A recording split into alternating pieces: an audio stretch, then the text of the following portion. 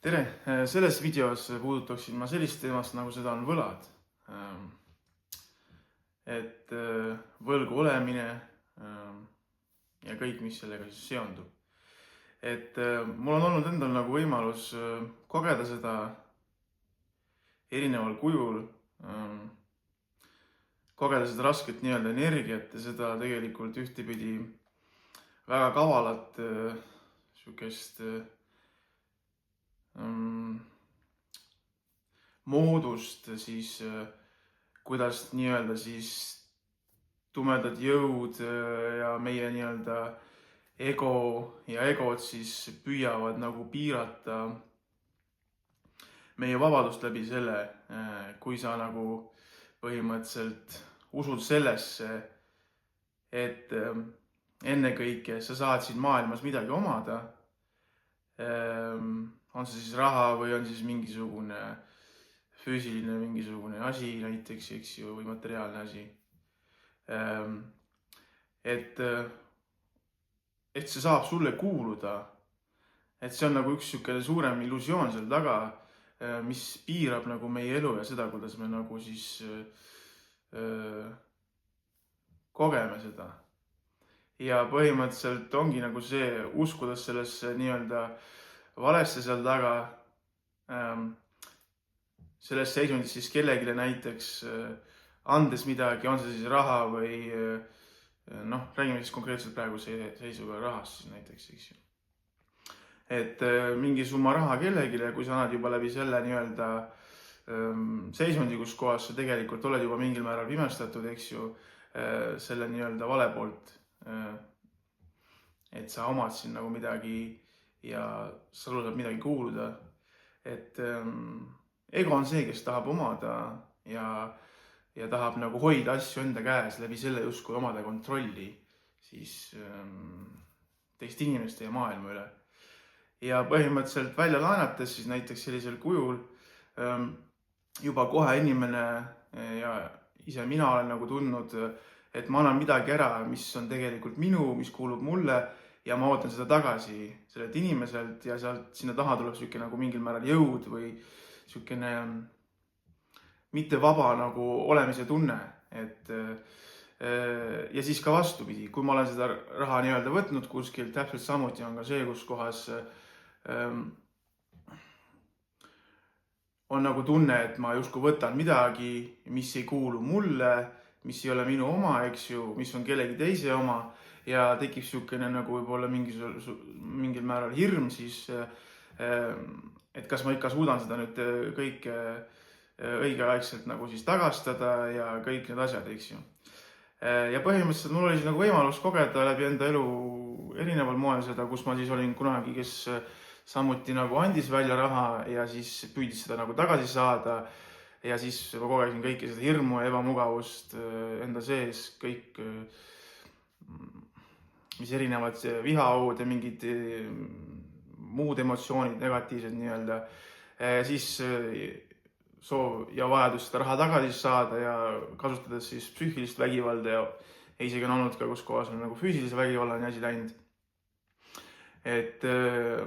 Ja siis on nagu olnud võimalus ka olla siis teistpidises rollis nii-öelda. Ma näen seda ise täna nagu rolli või mingit sihukest näitemängu, millesse me saame minna, eks ju. Siis muidugi ma ei näinud seda ja olles seal oli see väga nii-öelda valulik ja raske nii-öelda õppetund, eks ju. Et siis ma sain nagu kogeda seda, et mis tähendab siis olla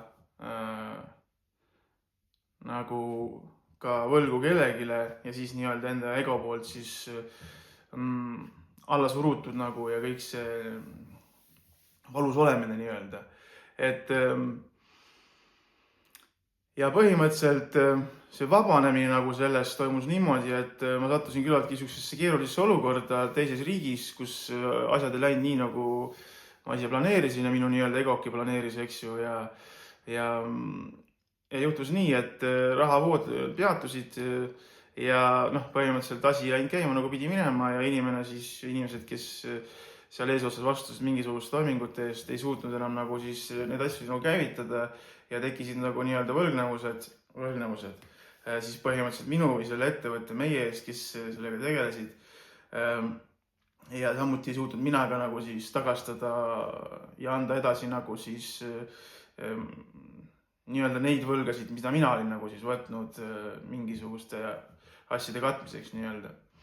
Ja summa oli küllaltki suur, mis nagu siis, mille mina pidin nagu tagasi saama ja see oli tohutult suur pinge ja niisugune ego karjus lõugas siis mulle, et sa ei saa seda niimoodi jätta, et sa pead selle välja tampima ja kasutama kõikvõimalikke vahendeid ja siis ma nagu hakkasin esialgu proovisin nagu seda kuidagi käivitada ja teha siis nii, nagu mulle minu egoka nii-öelda ja selle maailma jõud siis olid õpetanud mind käituma, eks ju. Ja siis ma hakkasin lihtsalt sellest läbi nägema, et see ei saa kesta niimoodi ja õnneks ma olin juba kasutanud siis mingil määral mingisuguseid abivahendeid enda psüühika läbinägemiseks, mingite egoaspektide märkamiseks. Ja ma nagu tundsin, et on aeg nagu, et ma ei saa edasi liikuda, ma pean lahti laskma selle, mida ma tunnen selle inimese vastu, kes justkui peaks mulle maksma tagasi selle võla. Ja ma nägin läbi sellest ego valest nii-öelda ja ma lihtsalt andestasin sellele inimesele, andestasin iseendale ja lasin selle lahti ja ütlesin, et ei, ma ei tee seda ja tee, mis sa tahad ja kõik see. Nägin, kuidas see ego siis lärmasel räuskas ja püüdis siis mil iganel erineval moel mind siis mõjutada, kas läbi teiste inimeste või siis nagu kuidagi siis püüdis siis selgeks teha mulle, et kui vale minul suhtumine ja uskumused, kui valed nad on nagu. Aga siiski ma jäin nagu enda nii-öelda südamele kindlaks ja see oli nagu üks aspekt selle nii-öelda juures, kus ma lasin siis sellel egokesel osa sellest nii-öelda selfist või mingitel selfidel minna sel hetkel, kui ma andestasin ja lasin lahti selle suure nii-öelda summa sellele inimesele ja ma lihtsalt teadsin, et kui ma tahan edasi liikuda, siis ma pean selle lahti laskma. Ja samuti läks ka mul aega sellega, et kuna mul jäid ka nagu üles mingisugused siis minevikus mingisugused summad, mille ma pidin edasi nagu siis või tagasi maksma, siis mul jäi ka nagu selles suhtes kripeldama, et kuidas ma nagu selle kõik siis tagastan või mis ma peaks nagu tegema selle kõigega. Ja siis mingil hetkel ma nagu jõudsin sinnamaale, kus ma saan aru, et ma ei pea nagu tegema asju ja elama nii, nagu keegi mulle ütleb, minu ego nii-öelda või mingisugused normid ühiskonnas.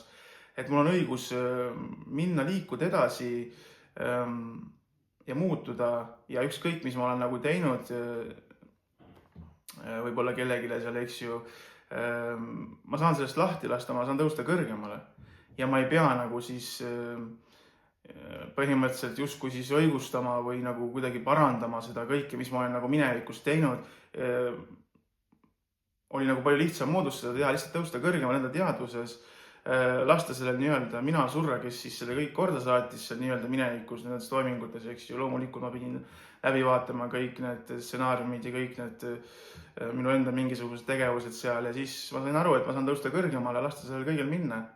Et ma pole enam see inimene, kes ma olin siis, kui ma neid toimingud nii-öelda toime panin, eks ju.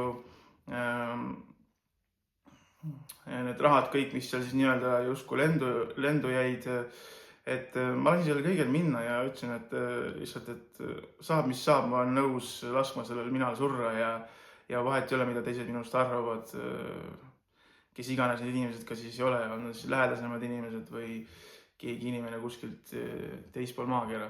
Et see oli väga vabastav minu jaoks ja sellest tuleb lihtsalt lahti lasta ja minna edasi ja sa tead, et sul on õigus olla rohkem, et sa saad olla vaba ja sa ei pea alluma ega kuuletuma nii-öelda teiste inimeste mingisugustele egoistlikele uskumustele või mis iganes normidele seal kuskil väljaspool ühiskonnas on. Et see on jällegi osa suuremast vabadusest ja sellel nagu pole mingisuguseid nii-öelda tingimusi seal taga, et see on tingimusteta lihtsalt edasiliikumine ja vabadus.